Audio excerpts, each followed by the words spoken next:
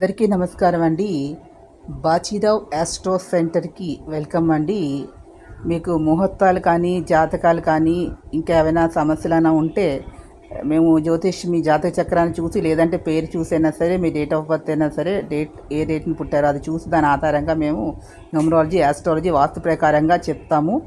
ఈ కింద స్క్రోల్ కనిపిస్తున్న నెంబర్ కాంటాక్ట్ చేసి పూర్తి వివరాలు మీరు తెలియజేయండి. 7997032081 నెంబర్ కాంటాక్ట్ చేయండి. సో ఈరోజు మన టాపిక్ వివాహ సమస్యలండి.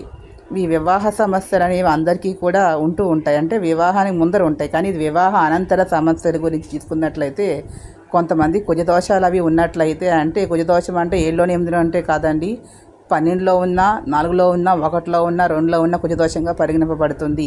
కానీ ఏదో వివాహం అవ్వాలని చెప్పి ఏదో రకంగా చేస్తూ ఉంటారు. వాళ్ళకి సంతానం కూడా ఉంటుంది, అది చూసుకుంటారు, సంతాన స్థానం ఉంది కదా అని. కానీ సంతానం ఉన్నా కూడా ఆ తర్వాత 10-12 నెలలకు కూడా విడిపోయే వాళ్ళు ఎంతోమంది ఉన్నారు. అనేవి చాలామందికి ఉంటాయి, కానీ ఒకసారి చిన్న తేడా వస్తే చాలా అది విడిపోవడం వరకు సిద్ధమైనటువంటి జాతకాలు ప్రాక్టికల్గా చూసి చాలామందికి ఉంటుంది. దీనికి కారణం ఏంటంటే మెయిన్ కుజదోషం అండి. 12లో కుజుడు ఉండి స్త్రీ జాతకంలో ఉంది, పురుషుడి జాతకంలో లేకపోతే ఆ స్త్రీ మాత్రం ఆ పురుషుడికి ఆ విడాకులు ఇవ్వడానికి కూడా సిద్ధమైపోతున్నారు, పిల్లలు ఉన్నవాళ్ళు కూడా.